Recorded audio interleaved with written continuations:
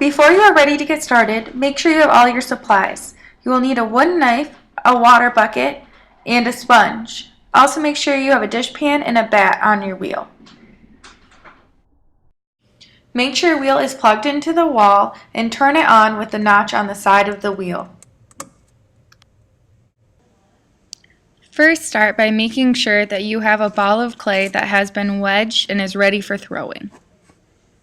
Next, test the speed of the wheel to see how fast and slow it goes as you push down on the pedal. Make sure to remove any jewelry or bracelets.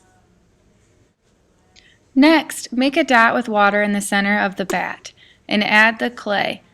Smack it down hard so that it won't move from the bat while you're throwing. Use your fingers to press down on the clay and test the clay with the wheel speed moving to make sure it doesn't move at all. Next, using your sponge and bucket of water, add water to your piece and to your hands.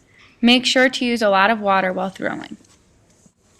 The first step of wheel throwing is to center.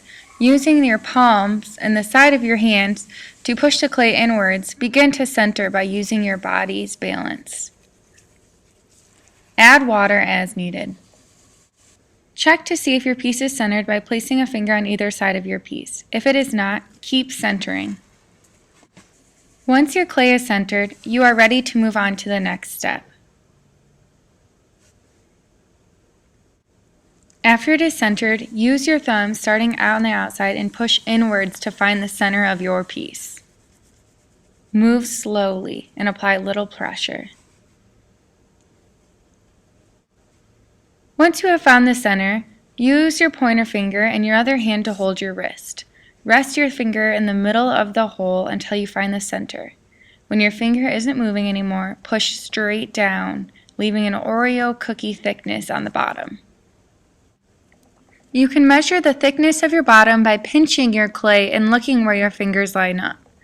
Once you have an Oreo cookie base bottom, you want to hook your finger on the inside of your pot and using your other wrist as a support, pull straight back towards you. Very slowly. The wheel speed at this point should be going pretty slow.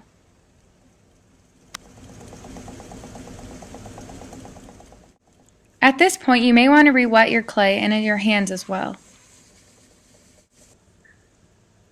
The next step is to pull up to make the walls of your clay piece. You want to put your left hand on the inside of your clay as a support, and your right hand will be on the outside of your clay pot to pull up. I like to hold a sponge in my hand, but if you do not, don't worry, you don't have to. Using your fingers, press your pointer fingers together and you'll start to create a little ledge of clay. Pull that ledge slowly straight up or in if you can to create a cylinder. You may have to pull up 3 times, but I don't advise doing more than 3. Next up is shaping. The first way to shape is by putting your left hand inside again, supporting it with your right hand outside of the clay pot. Using your fingers, lightly push on the clay wall and it will start billowing out. Go really slow on your wheel speed in this process so that your piece does not collapse. Make sure to support your inside hand with your right outside hand. The next step is called necking. So using your hands as carefully as you can, squeeze the clay and you will feel the clay start to singe in and create an interesting shape.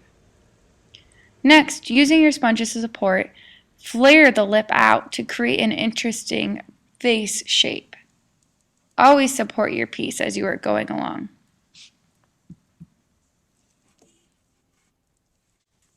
When finished, use the wire tool to cut off your vase from the bat. However, leave it on the bat to dry until you can move it without it warping.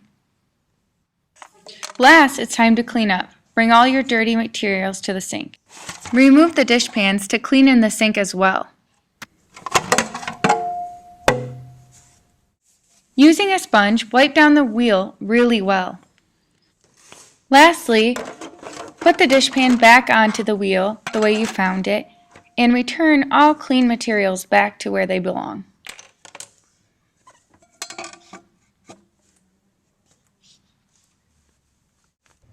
Lastly, make sure to turn your wheel off.